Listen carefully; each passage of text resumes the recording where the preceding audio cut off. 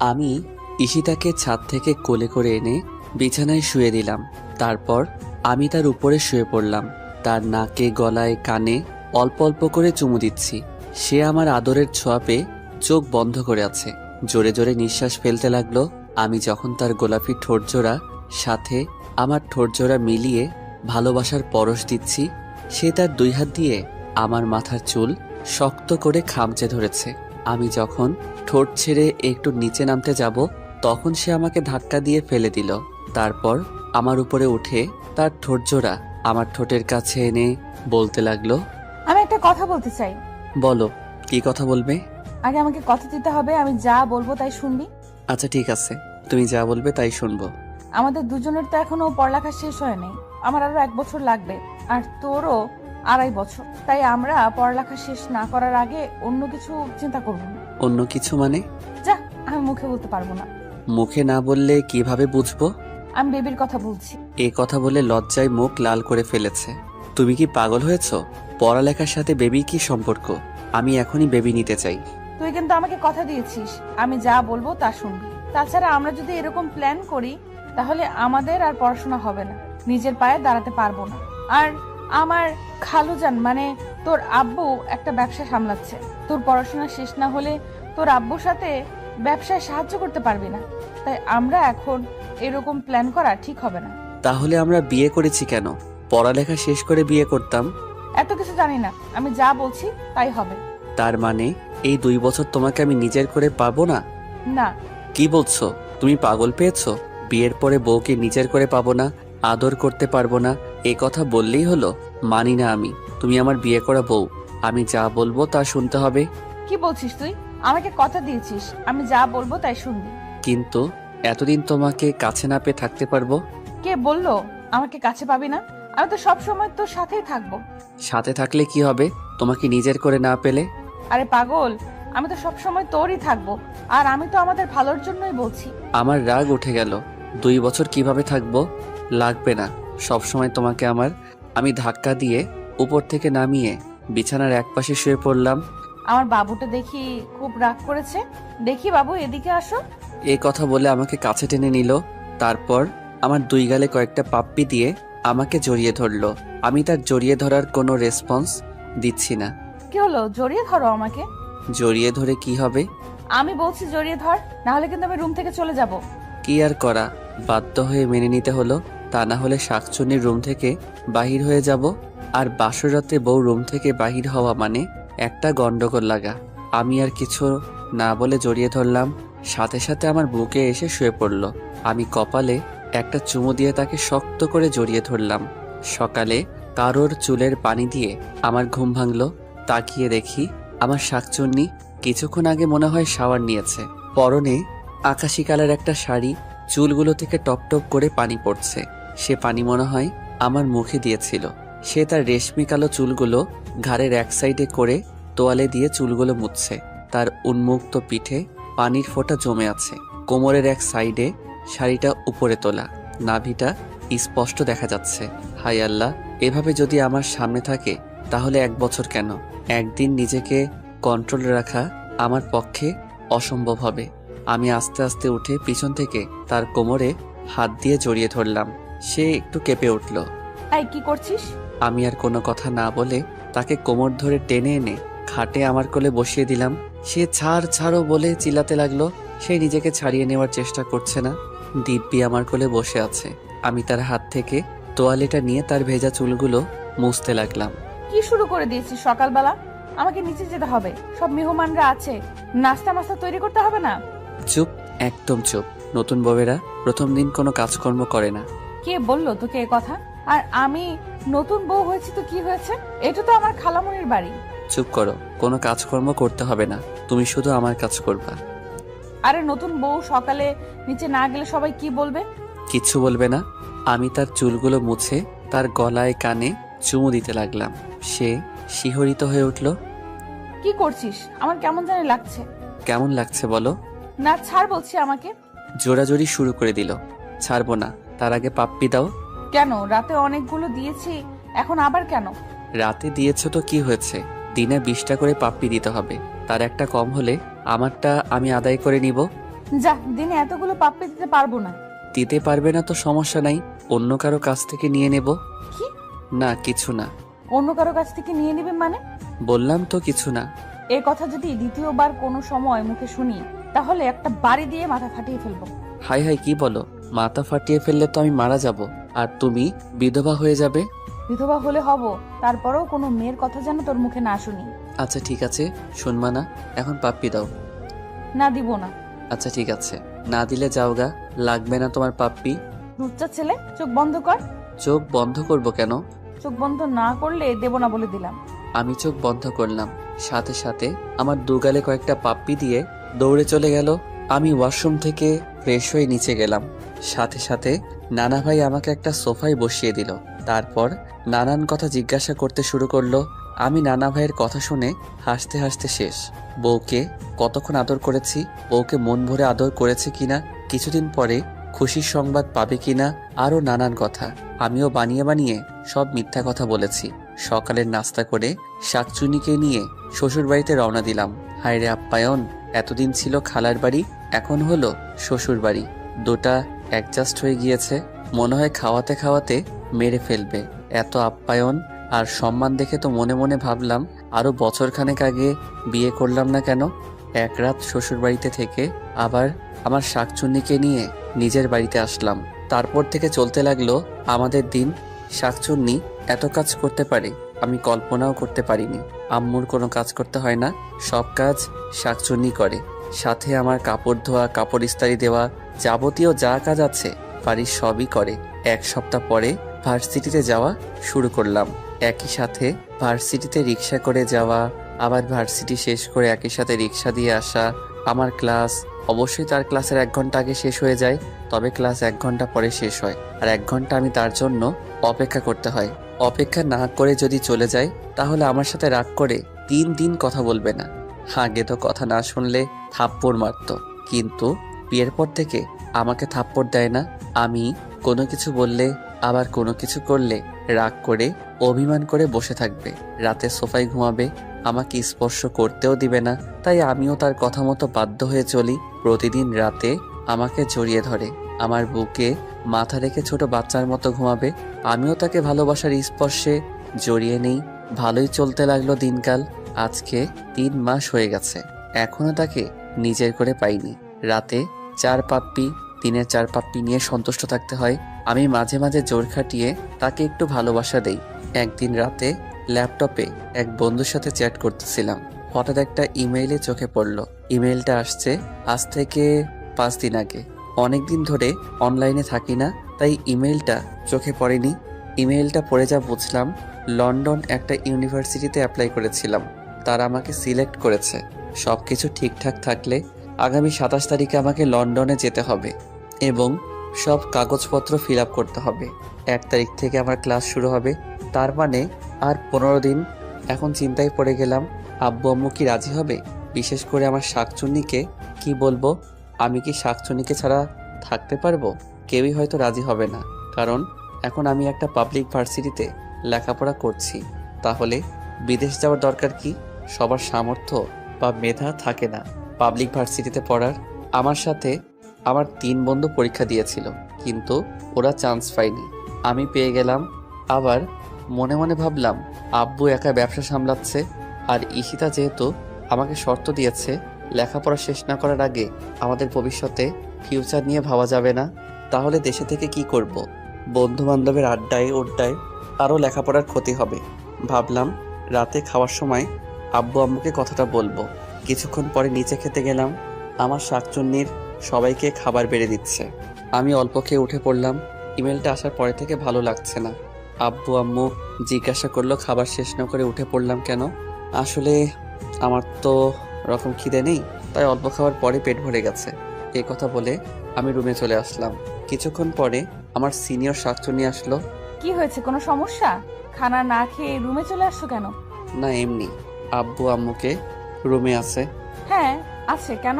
একটু কাজ আছে, আমি আব্বু আম্মুর সাথে একটু কথা বলে আসি। আমার শাকচুন্নি কৌতূহল হয়, আমার পিছনে আসতে লাগলো। আম্মু বলতে লাগলো, কি হলো, কিছু বলবি? আসলে আম্মু, আব্বু একা ব্যবসা সামলাচ্ছে, একবার এখান থেকে ওখানে, আবার ওখান থেকে এখানে এত দৌড়াদৌড়ি করছে। আমি তো আব্বুকে হেল্পও করতে পারছি না, তাই বাহিরে একটা ভার্সিটিতে অ্যাপ্লাই করেছিলাম। সব কিছু ঠিকঠাক থাকলে আগামী 27 তারিখে আমাকে যেতে বলল, আর 1 তারিখ থেকে ক্লাস। কি বলিস তুই? দেশের বাইরে গিয়ে লেখাপড়া করবি কেন? দেশের সবচেয়ে ভালো ভার্সিটিতে লেখাপড়া করছিস, এখানে লেখাপড়া শেষ করবি, দেশের বাইরে যাওয়ার কোনো দরকার নেই। আম্মু প্লিজ, আমার অনেক দিনের স্বপ্ন দেশের বাইরে কোনো একটা ইউনিভার্সিটিতে লেখাপড়া শেষ করব। তারপর আব্বুর সাথে ব্যবসায় জয়েন করব।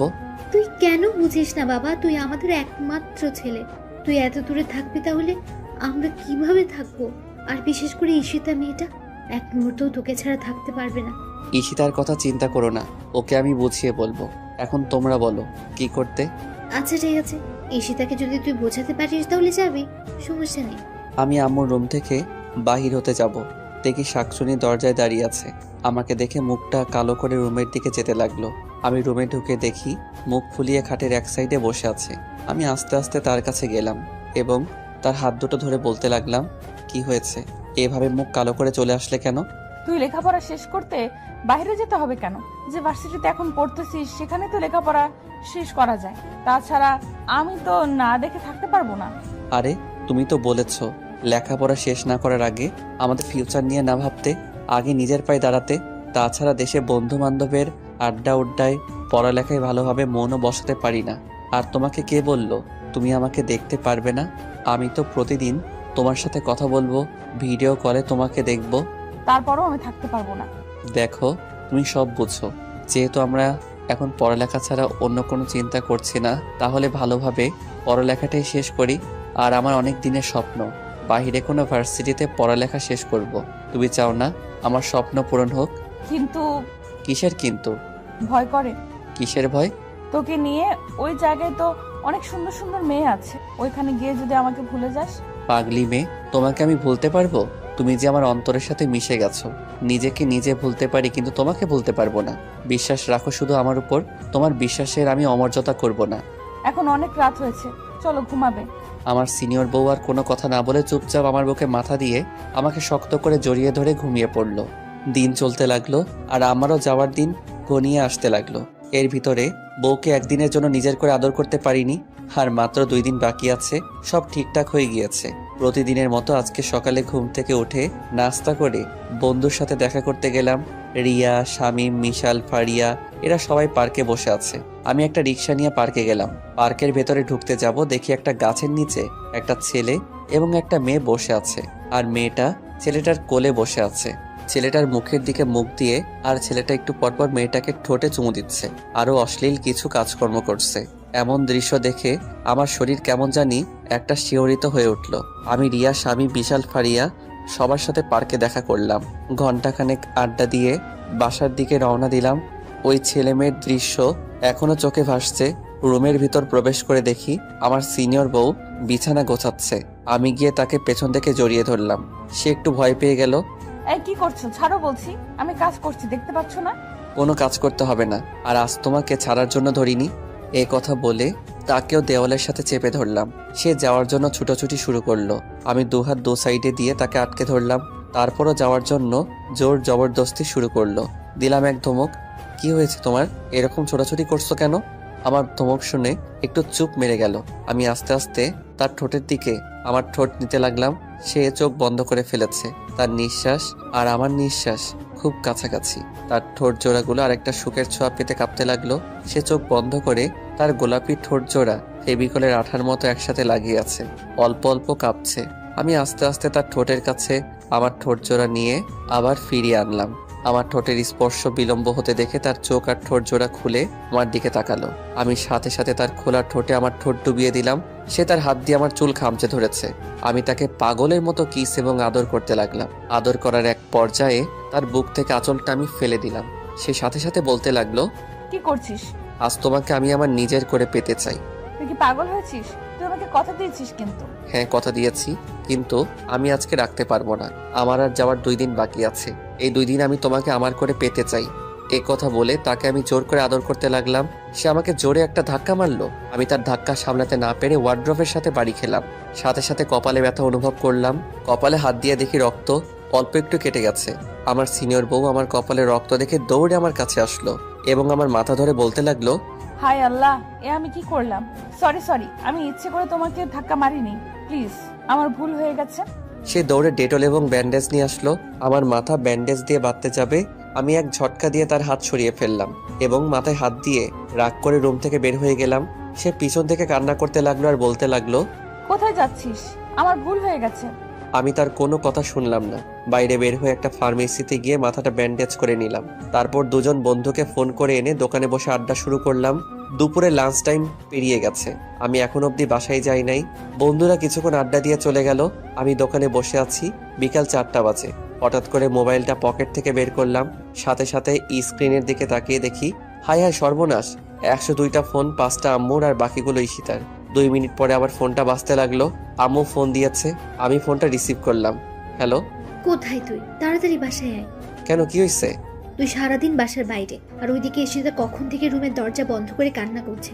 আমি অনেকবার গিয়ে ডেকেছি খাবারের জন্য, কিন্তু দরজাও খুললো না। তুই তাড়াতাড়ি বাসায় আয়। আমি ফোনটা কেটে দিয়ে বাসার দিকে যেতে লাগলাম। বাসায় আমার রুমে গিয়ে স্পষ্ট শুনতে পাচ্ছি কান্নার আওয়াজ। আমি দরজা একটা ধাক্কা দিয়ে ডাক দিলাম, কিন্তু কান্না করে যাচ্ছে, দরজা খোলার নাম কোনো খবর নাই। আমি আরো কই একটা ধাক্কা দিলাম এবং ডাক দিলাম, কিন্তু দরজা খুলছে না। এবার আমি একটু রেগে বললাম, ঠিক আছে, যত পারো কান্না করতে থাকো, দরজা খোলার দরকার নাই। আমি আবার বাহিরে চলে যাই। সাথে সাথে দরজা খুলে দিল এবং আমাকে জড়িয়ে ধরে কান্না করতে লাগলো। আমার অনেক খারাপ লাগছে, এভাবে কখনো কান্না করতে দেখি নাই। আমার এরকম করা ঠিক হয়নি। আমি তাকে জড়িয়ে ধরে বললাম, আরে কি হয়েছে, এভাবে কান্না করছো কেন? আসলে আমি সরি, ওই সময় আমার মাথা ঠিক ছিল না। এই যে তোমাকে ছুঁয়ে বলছি, তোমার অনুমতি ছাড়া তোমাকে আমি টাচ করব না, একটু কান্নাটা স্টপ করো। সে এক নাগারে কেঁদেই যাচ্ছে আর ভাঙা ভাঙা গলায় বলতে লাগলো, আমি সরি, আমি ইচ্ছে করে এমনটা করিনি, আমি বুঝতে পারিনি এভাবে লেগে যাবে, প্লিজ আমাকে ক্ষমা করে দে। আরে কি বলছো তুমি? আমার তেমন কিছু হয়নি।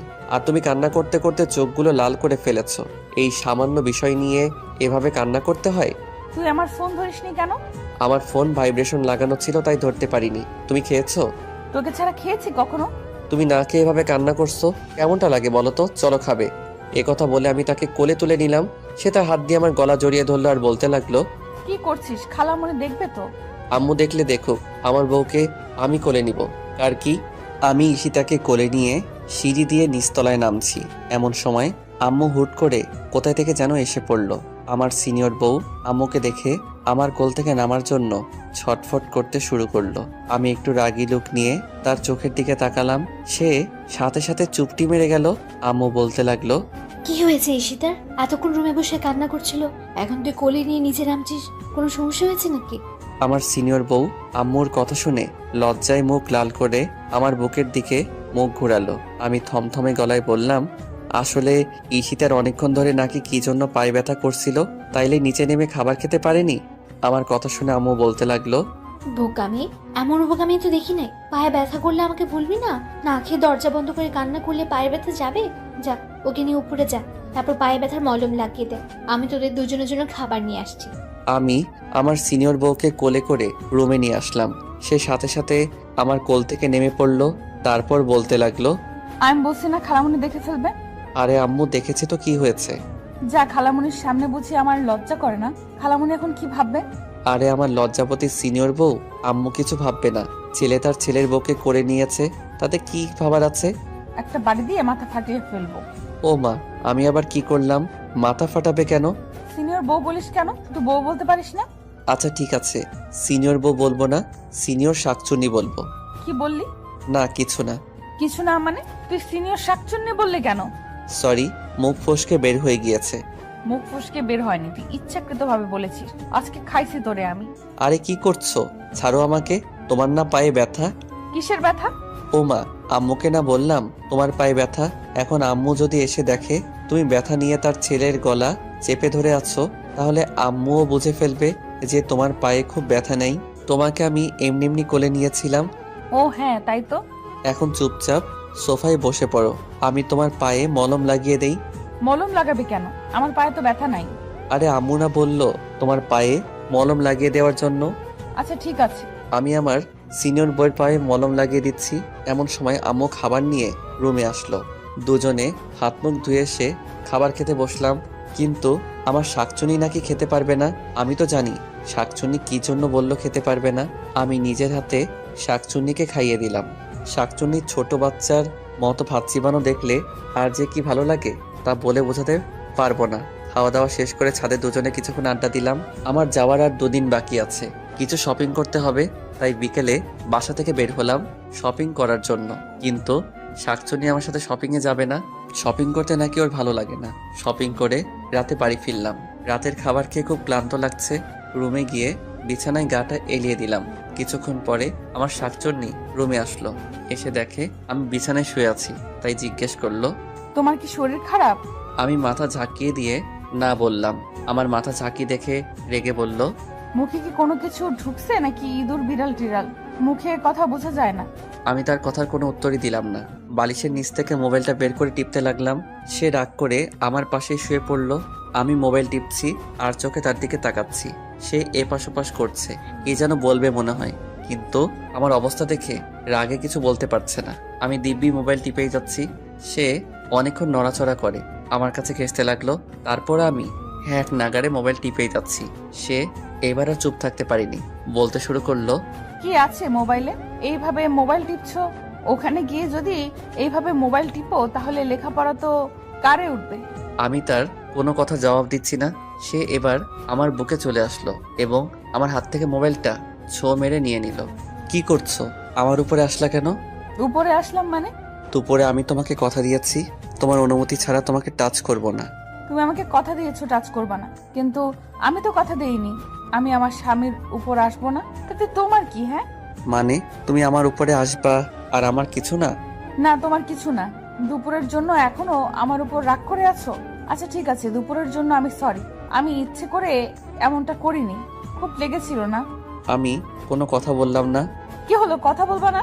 আচ্ছা ঠিক আছে, আমি আদর করে দিচ্ছি। এই কথা বললে আমার কপালে কয়েকটা চুমু দিল। তারপর বলল, এখন ঠিক আছে তো? এখন তো রাগ কমেছে নিশ্চয়ই? না, এখনো রাগ কমেনি। কি হলো বলো, এখনো রাগ কমেনি? তাহলে কি করলে রাগ কমবে তোমার? এক কাজ করো, আমাকে শক্ত করে জড়িয়ে ধরো, তাহলেই তোমার রাগ কমে যাবে। কি লজিক, শক্ত করে জড়িয়ে ধরলে রাগ কমে যাবে? কি হলো, ধরো না কেন?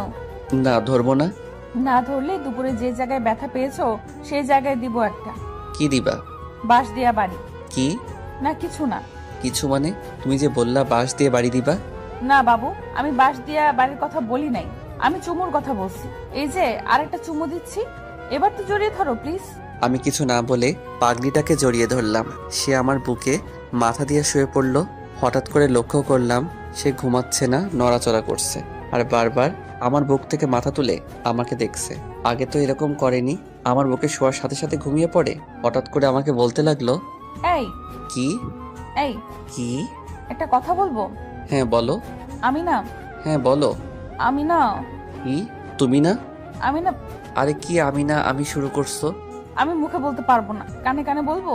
আচ্ছা ঠিক আছে বলো। আমার সিনিয়র বউ কানে কানে যে কথা বলল তা শুনে আমার চোখ চরকগাছ হয়ে গিয়েছে। সে নাকি আমার আদর পেতে চায়, আমার ভালোবাসা পেতে চায়, আমার স্পর্শ চায়। কিন্তু মাগার বেবি টেবির প্ল্যান করা যাবে না। সমস্যা নাই, আমি তো এর সুযোগের অপেক্ষায় ছিলাম। সে আমার কানে কানে এ কথা বলে। লজ্জায় আমার বুকে মুখ লুকালো।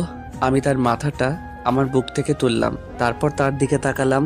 সে চোখ বন্ধ করে আছে আর আমি এই সুযোগে আমার ঠোঁট তার ঠোঁটের কাছে কাছে নিতে লাগলাম। তার শ্বাস প্রশ্বাস আমার মুখের উপরে পড়ছে, তার বুক দ্রুত ওঠানামা করছে। আমি বুঝতে পারছি একসময় তার ঠোঁটের সাথে আমার ঠোঁট এক হয়ে যায়। সে নিজেকে সামলাতে পারছে না। আমার প্রতিটি ছোঁয়ায় সে কেঁপে উঠছে। একসময় দুজন দুজনের মাঝে হারিয়ে যেতে লাগলাম। 2টা দিন খুব ভালোভাবে কেটেছে। এই 2টা দিন হিসাব করলে জীবনের সবচেয়ে আনন্দময় দিন ধরা যেতে পারে। আজকের বিকাল 5টা বাজে আমার ফ্লাইট। যাওয়ার সময় বন্ধু বান্ধব, আত্মীয় স্বজন সবার কাছ থেকে বিদায় নিয়ে গাড়িতে উঠলাম। আমার খুব খারাপ লাগছে। বন্ধু বান্ধব সবাইকে ছেড়ে এত দূরে চলে যাচ্ছি, ভাবতেই কেমন যেন একটা কষ্ট লাগছে। বন্ধু বান্ধবের সাথে কত আড্ডা উড্ডা দিলাম, হাসি রং তামাশায় খেলাধুলায় জীবনটাকে মাতিয়ে তুলেছিলাম। আর হয়তো সেই সোনালি দিনগুলো জীবনে ফিরে আসবে না। শত ইচ্ছে করলেও সব বন্ধু বান্ধব এক হয়ে আর আড্ডা দিতে পারবো না, কারণ ততদিনে হয়তো সবাই যার যার কর্মজীবন নিয়ে ব্যস্ত হয়ে পড়বে। গাড়িতে বসে আছি, গাড়ির ভিতরে কারো মুখের দিকে তাকাতে পারছি না। সবার মুখ কালো হয়ে আছে। হয়তো আপনজন দূরে চলে গেলে যে একটা কষ্ট বুকে জমা হয়, সেই কষ্ট থেকে আপনা আপনি মুখ কালো হয়ে যায়। গাড়ি এয়ারপোর্টে গিয়ে পৌঁছালো। এখন সবাই থেকে বিদায় নিয়ে ভিতরে ঢোকার পালা। মা বাবার সামনে গিয়ে দাঁড়ালাম। চোখ দুটো ঝাপসা হয়ে আসছে। মা বাবাকে স্পষ্ট দেখতে পাচ্ছি না। বিদায়টা এত কষ্টের হয় কেন? মা বাবার সামনে দাঁড়াতেই টপ টপ করে চোখ থেকে পানি পড়তে লাগলো আমার। মা আমাকে জড়িয়ে ধরে হাউমাউ করে কেঁদে দিলেও সাথে বাবাও। আমিও তাদেরকে জড়িয়ে ধরে কেঁদে দিলাম।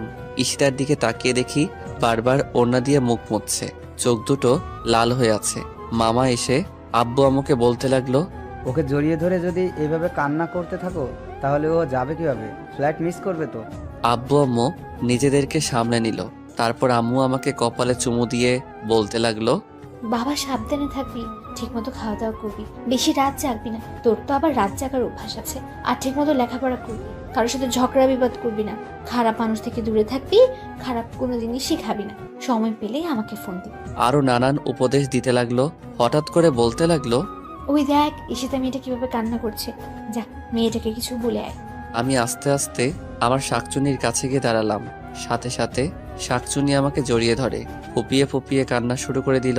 আমি তাকে জড়িয়ে ধরে বললাম, আরে পাগলি, এভাবে কাঁদলে আমি যাব কিভাবে?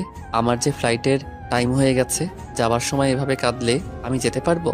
কিন্তু আমার শাকচুনি আমার কোনো কথাই শুনছে না, কেঁদেই চলেছে। আমি আব্বু আম্মুর কাছ থেকে বিদায় নিয়ে ঈশিতার সামনে গিয়ে দাঁড়ালাম। সাথে সাথে আমাকে জড়িয়ে ধরে কান্না শুরু করে দিল। আমি তাকে কি বলে সান্ত্বনা দিব, ভাষা খুঁজে পাচ্ছি না। কিছুক্ষণ পরে আমি তার মাথাটা আমার বুক থেকে তুলে তার চোখে পানি মুছে দিয়ে বললাম, যেভাবে কান্না করছো মনে হচ্ছে আমি তোমাকে ছেড়ে আজীবনের জন্য চলে যাচ্ছি। এভাবে কান্না করলে আমি যেতে পারবো? আমি তোমার সেই মিষ্টি হাসি মাখা মুখটা দেখে যেতে চাই। কি দিবা না সেই হাসি মাখা মুখে বিদায়? আমার কথা শুনে মাথা ঝাঁকি দিয়ে বলল, হ্যাঁ দিব। তাহলে চোখের পানি মুছো আর তাকাও আমার দিকে। আমি তার কাঁধের উপর দুহাত দিয়ে বললাম, একদম টেনশন করবা না আমাকে নিয়ে। আমি তোমাকে প্রতি মিনিটে ফোন দিব। ঠিকঠাক মতো খাওয়া দাওয়া করবে, হ্যাঁ? আর আব্বু আম্মুর খেয়াল রেখো।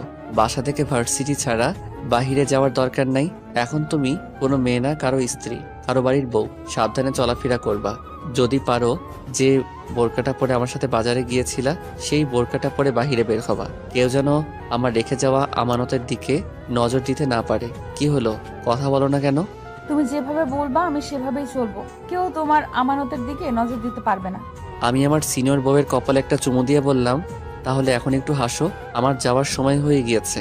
ঈশিতা একটা মুচকি হাসি দিল, কিন্তু সেই হাসিতে কোনো প্রাণ নেই। আসলে প্রিয় এবং কাছের মানুষ যদি দূরে কোথাও চলে যায়, সেই কাছের মানুষকে বিদায় দেওয়াটা যে কতটা কষ্টের মুহূর্ত শুধু তারাই অনুভব করতে পারবে, যারা কাছের এবং প্রিয় মানুষকে দূরে কোথাও যাওয়ার সময় বিদায় দিয়েছে। আমি বললাম, তাহলে আসি। এ কথা বলার সাথে সাথে ঈশিতা আমার বুকে ঝাঁপিয়ে পড়ল আর বলতে লাগলো, আমি তোমাকে ছাড়া থাকতে পারবো না। পাগলিবে, আমি তো আজীবনের জন্য চলে যাচ্ছি না, মাত্র তো কয়েকটা বছর, তারপর তো আবার তোমার কাছে ফিরে আসবো। এইভাবে কান্না করলে আমি তো যেতে পারবো না। প্রিয় মানুষগুলোকে হাসি মুখে বিদায় দিতে হয়। ঈশিতা একটু স্বাভাবিক হয়, নাক টানতে টানতে বলতে লাগলো, যেভাবে যাচ্ছ সেভাবে ফিরে আসবা। হ্যাঁ আসবো। আর ওই জায়গায় কিন্তু অনেক সুন্দর সুন্দর মেয়েরা আছে, দেখতে সেম বান্দরের মতো। ওদের সুন্দরের লোভে পড়বা না। আর লাল চামড়ার মেয়েদের থেকে 100 হাত দূরে থাকবা। কি হলো, আমি কি বলছি বুঝতে পারছো নি? হ্যাঁ বুঝতে পারছি। আর ঠিকঠাক মতো খাওয়া দাওয়া করবা, শরীরের যত্ন নিবা। ওই জায়গায় একদম অগোছালো ছেলেদের মতো থাকবে না। বাইরে ঘোরাঘুরির দরকার নাই। Varsity to hostel, hostel to varsity, এর ভেতরে কোনো জায়গায় যাবা না। মন দিয়ে পড়বা। মোবাইলে খারাপ কোনো ভিডিও দেখতে পারবা না বলে দিলাম। প্রতিদিন আমার সাথে মোবাইলে কথা বলতে হবে, তা না হলে কিন্তু আমি না খেয়ে থাকবো। আর ওই জায়গায় যদি উল্টাপাল্টা কিছু করো তাহলে কিন্তু আমাকে হারাবা। তোমাকে হারাবো মানে? আমি স্টেট মারা। কথাটা শেষ করতে দেই নাই, তার আগে তার মুখে হাত দিয়ে চেপে ধরলাম। চুপ, একদম এ কথা বলো না। তুমি যেভাবে বলবা সেইভাবেই ওই জায়গায় চলবো। তুমি একদম আমাকে নিয়ে টেনশন করবা না। আমি তোমারই আছি, তোমারই থাকবো। বুঝতে পেরেছো? ঈশিতা মাথা ঝাঁকি দিয়ে বলল, হ্যাঁ। এখন তাহলে আমি যাই? আচ্ছা ঠিক আছে, যাই বলি না, বলো আসি। আচ্ছা আসি তাহলে। সবার কাছ থেকে বিদায় নিয়ে এয়ারপোর্টের ভিতরে ঢুকবো। এয়ারপোর্টের টার্মিনালের বাহিরে শেষ কদমটা রাখার আগে পিছনে একবার ঘুরে দাঁড়ালাম। দেখি আব্বু আম্মু নির্বাক হয়ে দাঁড়িয়ে। আম্মু চোখের জল মোছার ব্যর্থ চেষ্টা করতেছে, কিন্তু পারছে না। কোনো বাবা মা প্রিয় সন্তানকে দূরে কোথাও পাঠানোর সময় স্বাভাবিক থাকতে পারে না। ঈশিতার দিকে একবার তাকালাম, চাতক পাখি নয়ন জোড়ার মতো তীক্ষ্ণ দৃষ্টি নিয়ে আমার যাবার পথের দিকে তাকিয়ে আছে। আমি খেয়াল করে দেখলাম আমার চোখ দুটি ঝাপসা হয়ে আসছে। চোখের কোণে কয়েক ফোঁটা নোনা জল এসে জড়ো হয়েছে। আর পিছনে না তাকিয়ে সোজা ভিতরে চলে গেলাম। বিমান লন্ডনের উদ্দেশ্যে উড়াল দেওয়ার কিছু মুহূর্ত আগে বড় একটা নিঃশ্বাস নিয়ে আমার সোনার দেশের মাটির ঘ্রাণ নিলাম।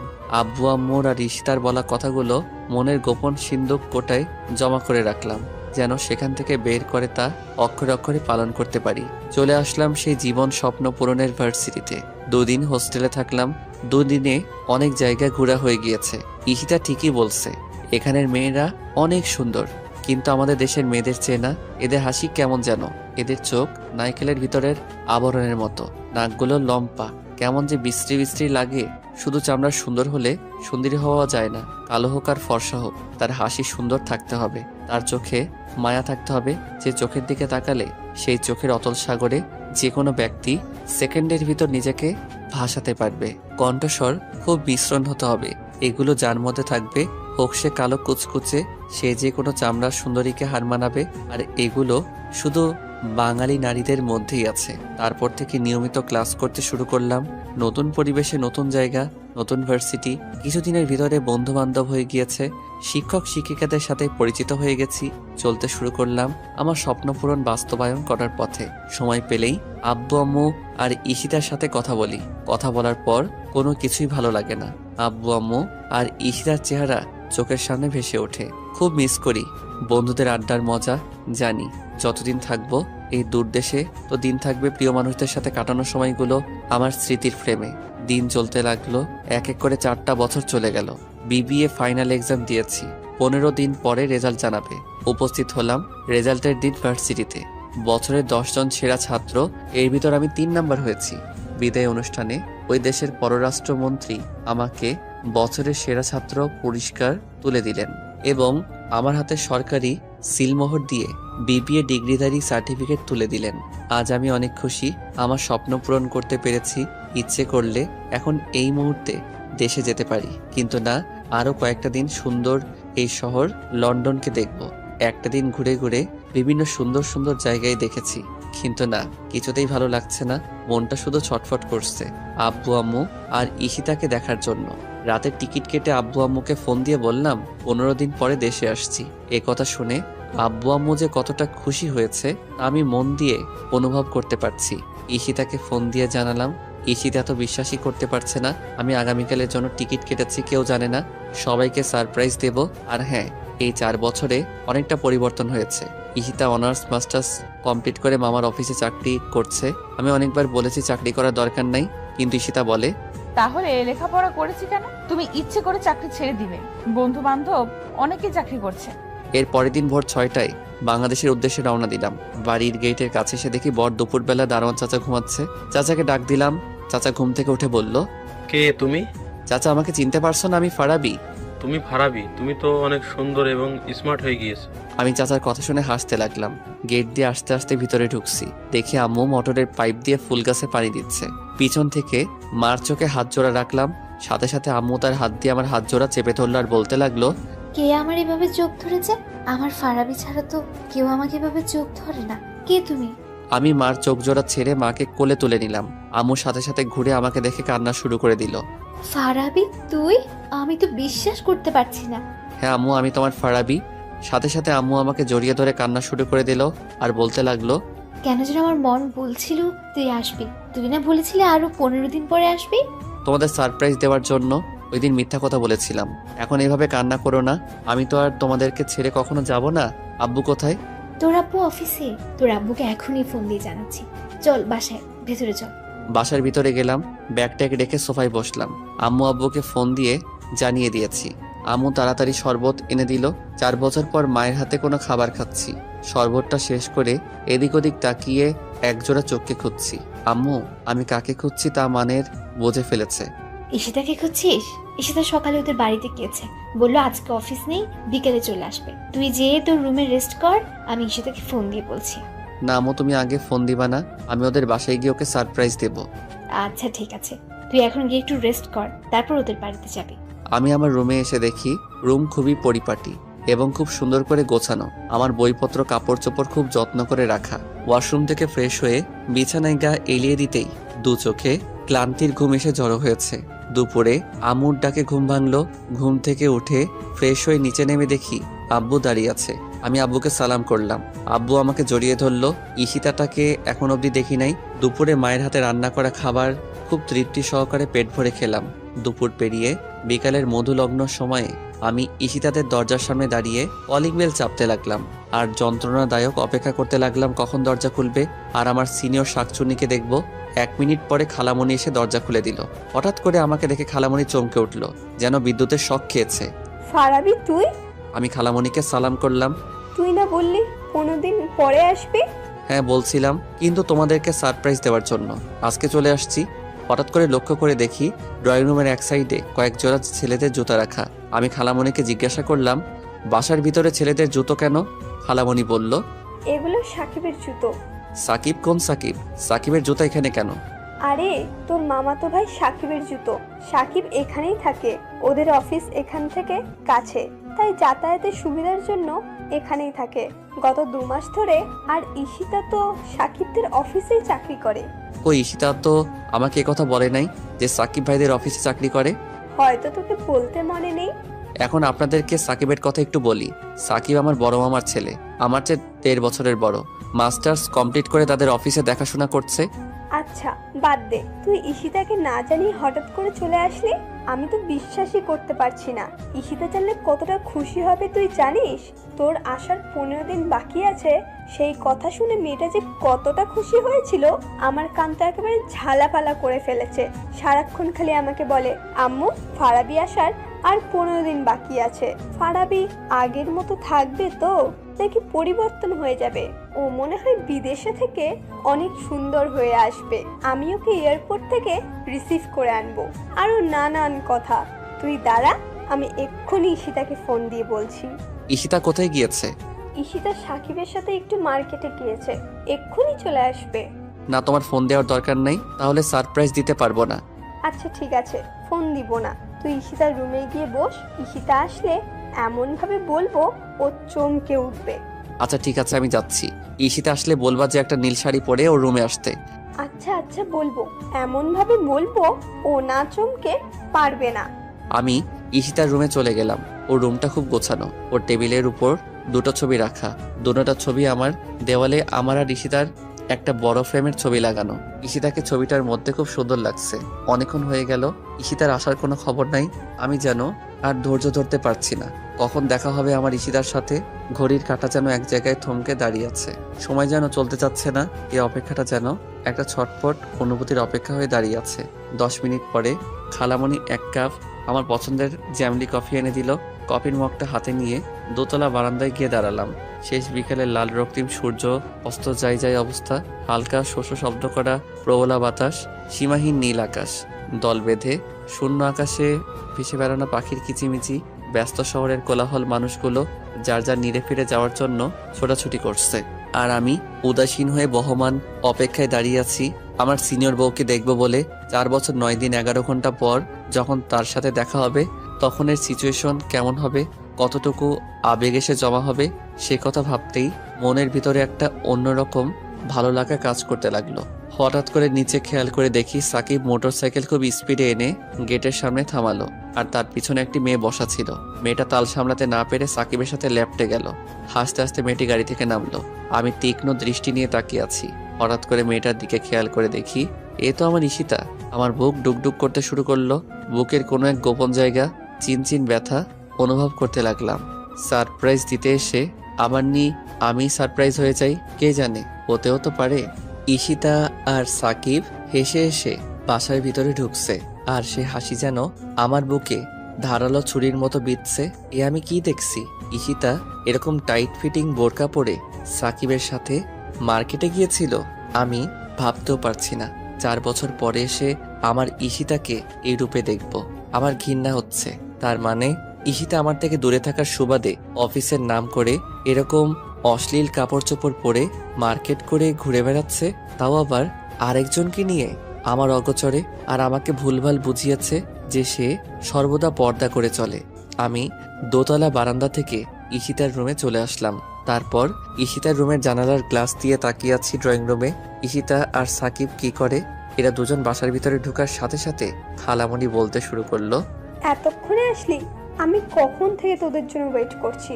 ঈশিতা বলতে লাগলো, আর বলো না আম্মু, ও আমাকে সারাটা রাস্তা জ্বালিয়ে মেরেছে।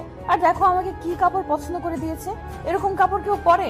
সাকিব বলতে লাগলো, দেখো ফুপি, ওর কাপড়গুলো খুব সুন্দর না? ওকে কিন্তু খুব মানাবে। ও সারা রাস্তা উল্টো আমাকে জ্বালিয়ে মেরেছে। ওর কাপড়গুলো নাকি সুন্দর না? কত সুন্দর। আর তুই যে শার্ট প্যান্টগুলো আমাকে পছন্দ করে দিয়েছিস সেগুলো তো একেবারে ডাস্টবিন। মোটেও না, আমি যেগুলো তোকে পছন্দ করে দিয়েছি সেগুলো তুই পরলে তোকে অনেক সুন্দর লাগবে। শার্ট প্যান্ট আর টাই পরলে আমাকে এমনিতে হ্যান্ডসাম লাগে, তোর ওই শার্ট প্যান্ট পরলে আমাকে ফকিরের মতো লাগবে। ওরা দুজনের কথা শুনে মনে হচ্ছে ওরা প্রকৃতপক্ষে স্বামী স্ত্রী, আর আমি তৃতীয় পক্ষ ভিলেন হয়ে তাদের মধ্যে এসে পড়েছি। এই তোরা থাম। ঈশিতা, ফারাবির কোন শাড়ি পছন্দ রে? কেন? না এমনি। নীল আর আকাশি কেন বলতে? না এমনি। তুই এক কাজ কর, একটা নীল বা আকাশি শাড়ি পরে তোর রুমে যা। আমার রুমে ফারাবের পছন্দের নীল বা আকাশি শাড়ি পরে যেতে হবে কেন? তুই তো রুমে গেলেই দেখতে পাবি। আরে আজিব তো, আমার রুমে গেলে কি দেখতে পাবো? এত কথা বলিস কেন? তুই একটা শাড়ি পরে রুমে গিয়ে দেখ না। আচ্ছা ঠিক আছে, যাচ্ছি। ঈশিতার রুমে গিয়ে একটা আকাশি কালারের শাড়ি পরতে লাগলো, আর দুনিয়ার কৌতূহল এসে ওর মাথায় জমা হতে লাগলো। কে আছে আমার রুমে যে কারণে আম্মু বলল ফারাবের পছন্দের শাড়ি পরতে? আর আমিও বা কেন ফারাবের পছন্দের শাড়ি পরছি কিছুই বুঝতে পারছি না। ঈশিতার শাড়ি পরা শেষ হলে সাকিব গিয়ে ঈশিতার রুমে ঢুকে। এখানে আসলি কেন? এমনিতে দেখতে আসলাম শাড়ি পরলে তোকে কেমন লাগে। তোর দেখতে হবে না, তুই যা এখান থেকে।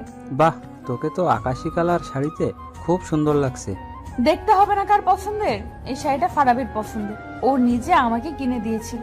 ও বলেছিল এই শাড়িতে নাকি আমাকে খুব মানাবে আর অনেক সুন্দর লাগবে, তাই এই শাড়িটা তুলে রেখেছিলাম। ফারাবি যেদিন আসবে ওই দিন ওর সামনে এই শাড়িটা পরে দাঁড়াবো, ওকে চমকিয়ে দেবো আর বলবো, দেখো তোমার দেওয়া শাড়িটা আজও আমি যত্ন করে তুলে রেখেছি, তোমার সামনে পরবো বলে, তোমার মুখ থেকে একবার আমার প্রশংসা শুনবো বলে। বাহ বাহ, দারুণ তো। আমার দেয়া পছন্দের শাড়ি পরলে বুঝি তোকে সুন্দর লাগবে না? তোর আবার পছন্দ? এইভাবে হাসছিস কেন? আমার দেওয়া শাড়ি পরলে তোকে আরো সুন্দর লাগবে। তোর দেওয়া শাড়ি আমার পরারও দরকার নাই, আর সুন্দর লাগারও দরকার নাই। তোর বউকে তোর শাড়ি, পছন্দের শাড়ি দিস, সর সামনে থেকে। আরে কোথায় যাচ্ছিস, দাঁড়া না। এই কথা বলে সাকিব ঈশিতার হাত ধরে ফেললো। তুই আমার হাত ধরছিস কেন? আমার হাত ছাড়। আচ্ছা ছাড়বো, আগে তোর সাথে কয়েকটা ছবি তুলি। তোকে শাড়িতে যে সুন্দর লাগছে না, আমি তো চোখ সরাতে পারছি না। চোখ নিচে নামিয়ে রাখ, আমার দিকে ভুলেও তাকাবি না। আমি আরেকজনের রেখে যাওয়ার সম্পদ, সে সম্পদের দিকে কেউ কুনজরে তাকাবে তা আমি হতে দিব না। আরে আমি তো তোর দিকে কোন নজরে তাকাই না, ভালোবাসার নজরে তাকাই। ভালোবাসার নজরে তাকাস মানে? ভুলেও এ কথা মুখে আনবি না, কোনো নজরে আমার দিকে তাকাতে পারবি না, ব্যাস। আচ্ছা ঠিক আছে, তাকাবো না। এখন চল একটা ছবি তুলি। আচ্ছা ঠিক আছে, তুল। সাকিব ঈশিতার গায়ের সাথে গা ঘেঁষে ছবি তুলতে লাগলো। এমন সময় ওরা কি করে দেখার জন্য একটু সামনে গেলাম। যখন আমি দেখলাম ঈশিতার গায়ের সাথে গা ঘেঁষে সাকিব ছবি তুলছে, তখন আমার বুঝতে বাকি রইল না ঈশিতার সাথে সাকিবের কিছু চলছে। বুকের ভিতরে জমে থাকা 4 বছরের ভালোবাসাটা যেন সেকেন্ডের ভিতরে ঘৃণায় পরিণত হলো। রাগে আমার সমস্ত শরীর কাঁপতে লাগলো। ইচ্ছে করছে এখন গিয়ে ঈশিতার গালে কয়েকটা থাপ্পড় দেই। স্বামী দূরে রেখে আরেকজনের সাথে গা ঘেঁষে ছবি তুলে, কিন্তু ওকে আমি ভালোবাসি। ভালোবাসার মানুষের উপরে হাত তোলা যায় না, তাকে ভালোবাসার মাধ্যমেই বোঝাতে হয়, আর তা না হলে হিতে বিপরীত হয়ে যায়। আমি রাগে বাসা থেকে বেরিয়ে যাচ্ছি। খালামণি বলতে লাগলো, কোথায় যাচ্ছিস ফারাবি? ঈশিতা শাড়ি পরতে গিয়েছে, এক্ষুনি চলে আসবে। কি শাড়ি যে পরেছে তা আমি দেখেছি। আমার একটা জরুরি কাজ আছে,